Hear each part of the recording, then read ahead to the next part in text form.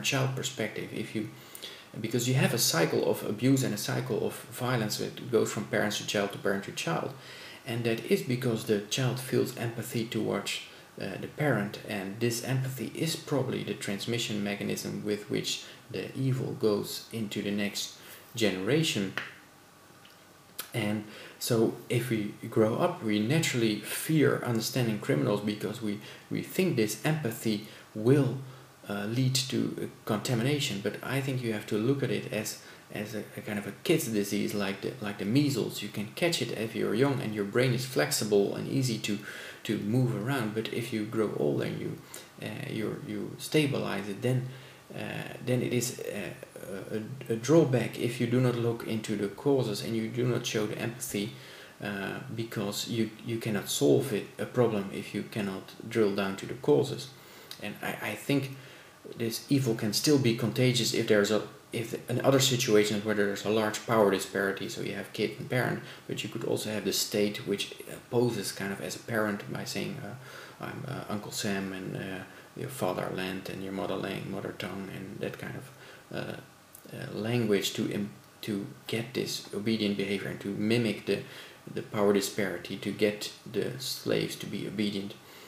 So in the case of the state and the subject, there could still be some contagious thing of showing empathy for that, and probably a bad thing. But for individual criminals, yeah, I think it is a good thing to drill down to the causes, show empathy. That is the way to find a solution to solve it, or to possibly make a change in their brain state. If it is still possible, it is no longer contagious as an adult. So Stephen Molyneux says, we will only get to a less violent world if we raise children better, but that would require less violent parents. And you have a chicken and egg problem here, because how would you get less violent parents? And he solves this by saying, well, it's just at some point just a choice. But that puts the sticker of free will over the causes of that choice, because what brings about that choice? How is it that this person can step out of the cycle of violence and abuse and that person cannot? And if you are afraid to look into the causes and you sticker it away with free will, behind which you cannot look because free will is free, so it cannot be caused by anything, then it's understandably that you do feel the fear of looking into that evil.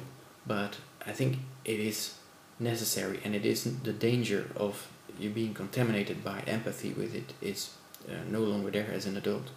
Okay, let me know what you think. Bye bye.